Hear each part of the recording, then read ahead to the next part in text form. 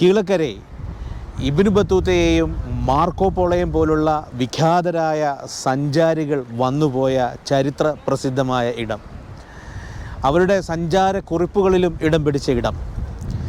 Ibnu Battuta കീളക്കരയിലെ പഴയ ജുമുഅത്ത് പള്ളിയെക്കുറിച്ച് പ്രത്യേകം തന്നെ സൂചിപ്പിച്ചിട്ടുണ്ട്. അറബികളും ഗ്രീക്കുകാരും റോമക്കാരുമൊക്കെ ഒരു കാലത്ത് വന്ന ഇടം ഇന്നും അറേബ്യൻ സംസ്കൃതിയുടെ, പ്രത്യേകിച്ച് ഈജിപ്ഷ്യൻ യമൻ സംസ്കൃതിയുടെ അവശേഷിപ്പുകൾ ജീവിത രീതിയായി പിന്തുടരുന്ന ഒരു സമൂഹം വാർക്കുന്ന ഇടം. ഒരുപാട് മേഖലകളിൽ വിജയം വരിച്ച, കച്ചവടത്തിലും അതുപോലെ തന്നെ വ്യാപാരത്തിലും വിദ്യാഭ്യാസ രംഗത്തുമൊക്കെ മികച്ചു നിൽക്കുന്ന ഒരു നാട്. ഈ നാടിന് പറയാൻ ഒരുപാട് ചരിത്രമുണ്ട്.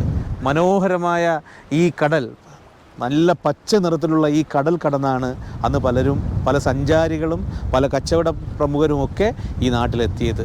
അത്ര മനോഹരമായ ഒരു തീരമാണ് ഈ കീളക്കരെ.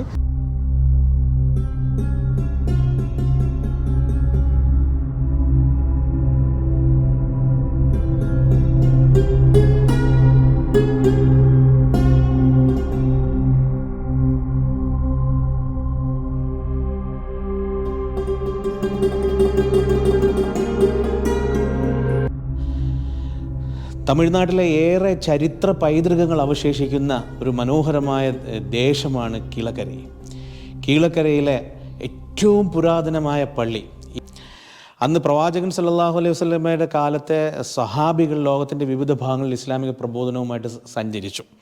അതിൽ ഇന്ത്യയിൽ വന്ന 7 സഹാബികളിൽ 3 പേര് വന്നത് തമിഴ്നാട്ടിലാണ്.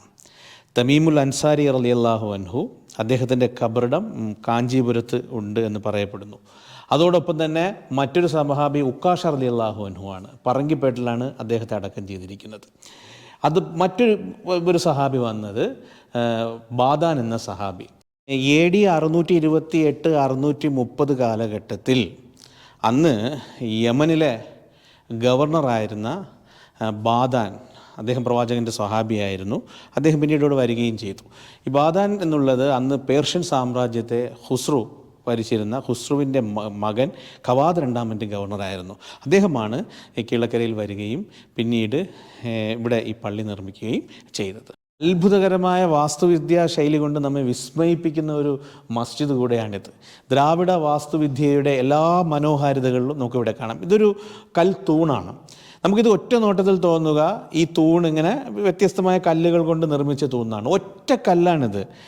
ആദരണീയ ഇവിടുത്തെ ഇമാമ് തന്നെ സൂചിപ്പിച്ചിട്ടുണ്ട്, ഒറ്റ കല്ലാണ്. ഒറ്റ കല്ലിൽ തന്നെ ഇങ്ങനെ കൊത്തിയെടുത്തതാണിത്. ഇത്തരത്തിൽ ധാരാളം തൂണുകൾ ഇന്നും യാതൊരു പരിക്കുമില്ലാതെ കാണാം. ഇത്തരത്തിൽ ഈ പള്ളി രൂപപ്പെട്ടത് 600 വർഷങ്ങൾക്ക് മുമ്പാണ് ഈ കൽത്തൂണുകൾ പള്ളിയിൽ വരുന്നത്. മുമ്പ് ചെറിയൊരു പള്ളിയായിരുന്നു. പള്ളിയിലെ മിമ്പറാണ്, വളരെ ലളിതമായൊരു മിമ്പറാണ്.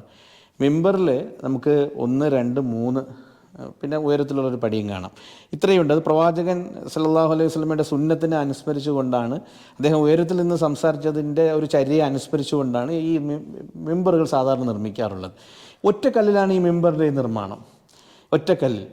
അതാണ് ഇതിൻ്റെ ഏറ്റവും വലിയൊരു സവിശേഷതയായിട്ട് നമുക്ക് കാണാൻ കഴിയുന്നത്. ഈ പഴയ ജുമുഅത്ത് പള്ളിയിൽ കാണുന്ന ഒരു ഖബറിടമാണിത്. ഈ ഭാഗം നമ്മൾ ശ്രദ്ധിച്ചാൽ, നമ്മൾ കായൽപ്പറ്റത്തും ഇത് കണ്ടിരുന്നു, ഇത് രാജകീയ മുദ്രകളാണ്. ഇവിടെ പുരാതന തമിഴിൽ ഇതിൻ്റെ കുറിച്ച് ചില വിവരണങ്ങളുണ്ട്.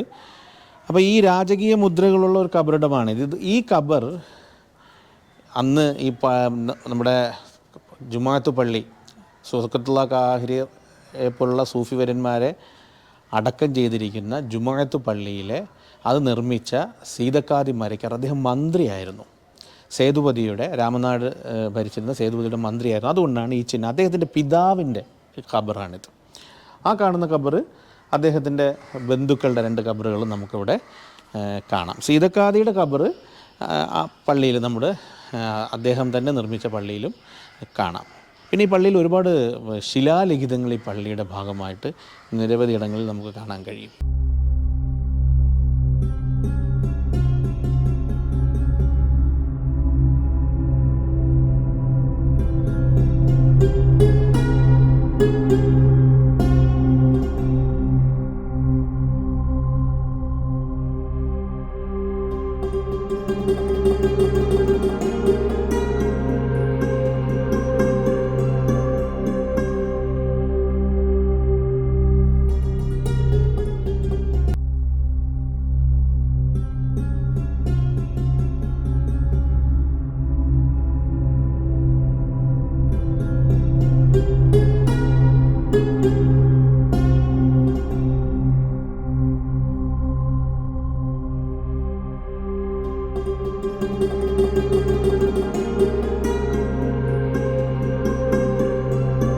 കീഴക്കരയിലെ ജുമുഅത്ത് പള്ളിയാണ് ഈ കാണുന്നത്.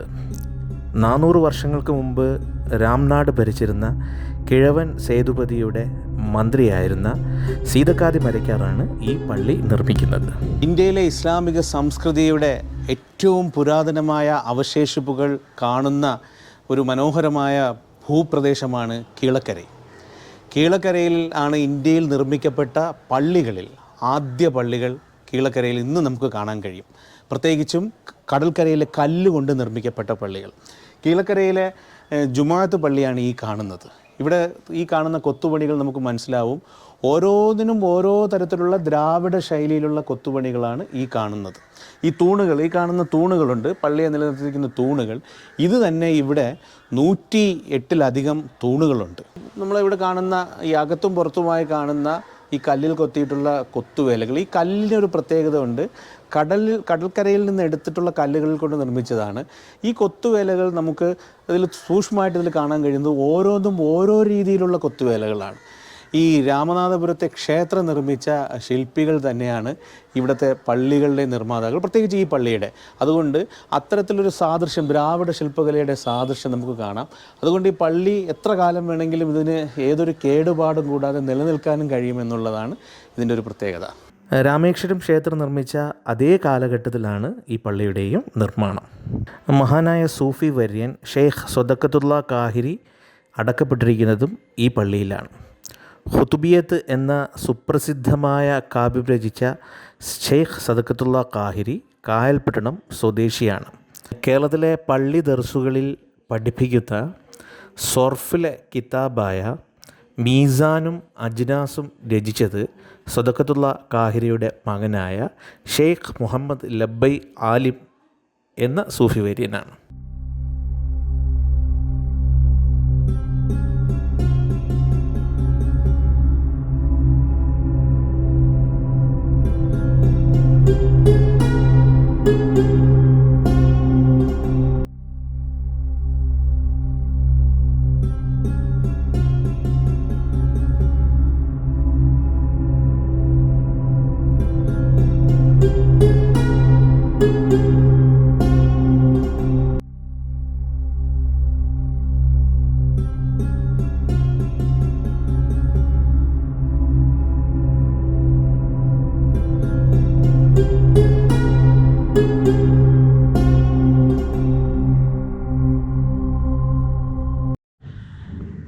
കീഴക്കരയിലെ ഒടക്കരൈ പള്ളി എന്നറിയപ്പെടുന്ന പള്ളിയാണ്. വളരെ പുരാതനമായ പള്ളി. ഇത് കല്ലുകൾ, കടൽക്കരയിൽ നിന്നുള്ള കല്ലുകൾ കൊണ്ട് നിർമ്മിച്ച പള്ളി. അതോടൊപ്പം ഒരുപാട് ശില്പ വൈവിധ്യങ്ങൾ, അതായത് കൊത്തുപണികൾ നിറഞ്ഞ ഒരു പള്ളി കൂടെയാണിത്. ഈ പള്ളിയിലുള്ള ഓരോ തൂണിലും വ്യത്യസ്തമായ കൊത്തുപണികൾ നമുക്ക് കാണാം. 12-ലധികം ചരിത്ര പ്രാധാന്യമുള്ള പള്ളികളുള്ള ഒരു നാട് കൂടെയാണ് ഈ കീഴക്കര.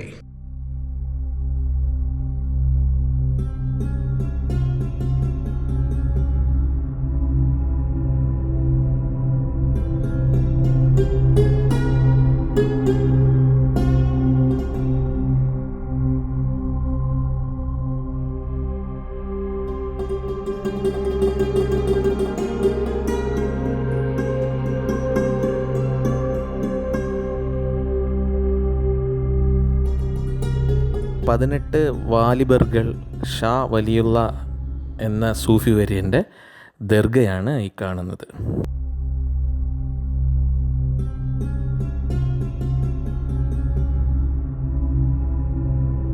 കീഴക്കരയിലെ ഈ അറൂസിയ തൈക്കാവിൽ മറമാടപ്പെട്ട സൂഫി വര്യനാണ് മുഹമ്മദ് മാപ്പിള ലബ്ബ. ജലാലിയ റാത്തീബ് എന്ന സുപ്രസിദ്ധ ഗ്രന്ഥത്തിൻ്റെ രചയിതാവ് കൂടിയാണ് അദ്ദേഹം. ഏത് അസുഖവുമായി ചെന്നാലും വെറും 10 രൂപയ്ക്ക് ചികിത്സിക്കുന്ന ഒരു ആശുപത്രിയാണിത്. எல்லா இதுமே ஃப்ரீயா செஞ்சு கொடுக்குறோம். PSM ஹாஸ்பிட்டல் இந்த எல்லா இதுக்கும் ஃப்ரீ தானா? ஃப்ரீ தான். 10 ரூபா தான். 10 ரூபா தான். மாத்திரை இத்திரை எல்லாமே ஃப்ரீ. எவ்வளோ கொள்ள ஆச்சு இது? இது வந்து 5 வருஷம் 6 வருஷமா ஆகுது. 6 வருஷம் ஆகுது. ஒரே ஆள் தான் செய்யுது. இது ட்ரஸ்ட் ஆகும்ல? ட்ரஸ்ட் இது அபிபுல்லா ட்ரஸ்ட்.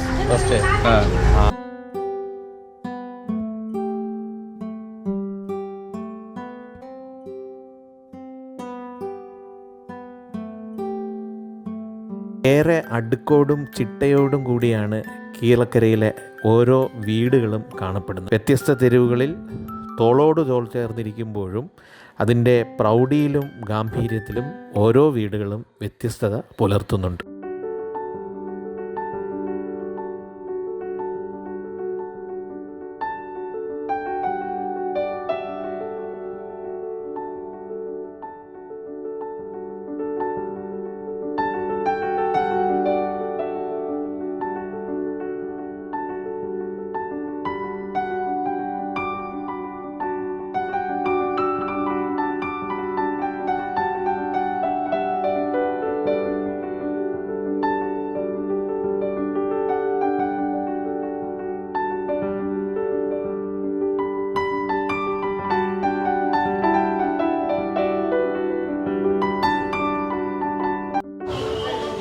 കീഴക്കരയിലെ വളരെ പരമ്പരാഗതമായ ഒരു ഉച്ചഭക്ഷണമാണിത്.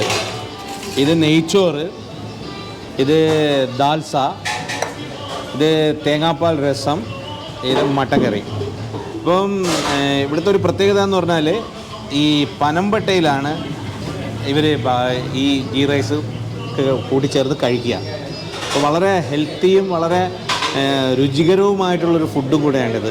ഇവിടുത്തെ പട്ടച്ചോറ് എന്നാണ് ഇതിൻ്റെ പേര്. നല്ല കത്തിരിക്ക രസം, കത്തിരിക്ക ദാൽസ. ഈ ദാൽസ തിരുവനന്തപുരത്ത് ഭാഗത്തുണ്ട്. അത് കത്തിരിക്ക ദാൽസ അല്ല, പല മലക്കറികൾ ഇട്ടിട്ടുള്ള ദാൽസ ആയിരിക്കും. ഇത് തേങ്ങാപ്പാലിൽ ഉണ്ടാക്കുന്ന രസം, ഇതൊരു വ്യത്യസ്തമായ ഒരു രസമാണ്. അതുപോലെ തന്നെ മട്ടൻ കറി കൂടെ ഉണ്ടാവും.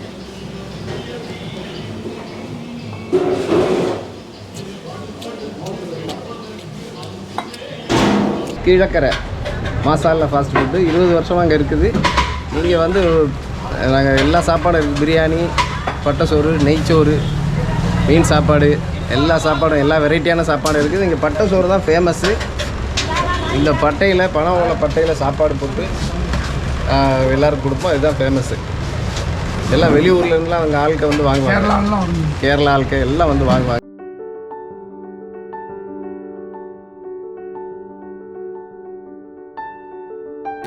കീഴക്കരയിലെ ജുമാഅത്ത് പള്ളിക്ക് അടുത്തുള്ള മാഷാ അല്ലാ ഫാസ്റ്റ് ഫുഡിന് മുന്നിലുള്ള ഏറെ ഹൃദ്യമായ കാഴ്ചയാണിത്. വെള്ളിയാഴ്ച ഉച്ചയ്ക്ക് ശേഷം ഹോട്ടലിലെ തിരക്കിനിടയിൽ വരുന്ന സാധുക്കൾക്ക് ഇവിടെ സൗജന്യമായി ഭക്ഷണം വിതരണം ചെയ്യുകയാണ്.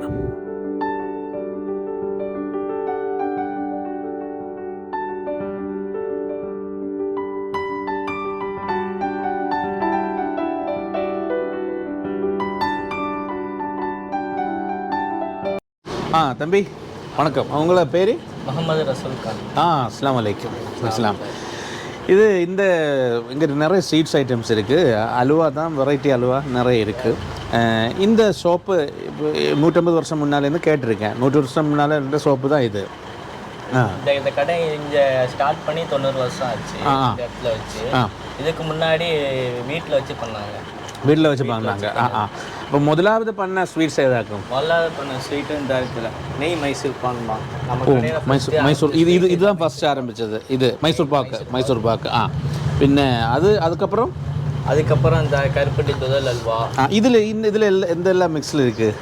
அதுக்கு இது கருப்பட்டி, அரிசி மாவு, தேங்காய் பால் இது போட்டு பண்ண ஸ்வீட் தான் இது. ஓ இது வீட்டில் பண்ணது? வீட்டில் பண்ணுறது தான். ஆமாம், டெய்லியும் பண்ணுறது. ஓ இப்போ இதுதான் இந்த பிராண்டு. அப்போ மைசூர் பாக்கு இருக்குது, கருப்பட்டி, தேங்காய் பால், പിന്നെ അരിസിമാവ്. അരിമാവും കരിപ്പട്ടിയും തേങ്ങാപ്പാലും ഉപയോഗിച്ചിട്ടുണ്ടാക്കുന്ന തോത്തൽ ഹൽവയാണ്. അത് അവർ വീട്ടിൽ തന്നെയാണ് ഉണ്ടാക്കുന്നത്. വളരെ നാച്ചുറൽ ആയിട്ടുള്ള ഫുഡാണ്. ഒരു 3 അവർ ഹൽവ പണ്ണ് എടുക്കും. 3 അവർ എടുക്കുമോ? 3 അവർ എടുക്കും. പിന്നെ இந்த ഹൽവ இது ராவியத் அல்வா. ராவியத் அல்வா இங்கே ஸ்பெஷல் வெல். இது அந்த காயல்பட்டினம் அந்த ஒரு ஃபேமஸ் அல்வா. காயல்பட்டினம் அல்வா. அது அந்த அல்வா. இது திருநெல்வேலி ஸ்டைலில் நம்ம பண்ணுறாங்க. திருநெல்வேலி அல்வா. இது லட்டு பூந்தி நேச்சுரலாக பண்ணுறது. பூந்தி லட்டு அது இங்கே தான் பண்ணுறது. நேச்சுரல் நம்ம மற்றவங்க மாதிரி டெய்லாம் சேர்க்க மாட்டோம். நேச்சுரலாக பூந்தியை படைந்து அப்படியே லட்டாக ஊற்றுறது. ஓ, நேச்சுரலாக பண்ணுறது. நேச்சுரல். எந்த ஒரு கலப்படமும் இருக்காது. மிக்ஸில்னு இல்லை. சரி.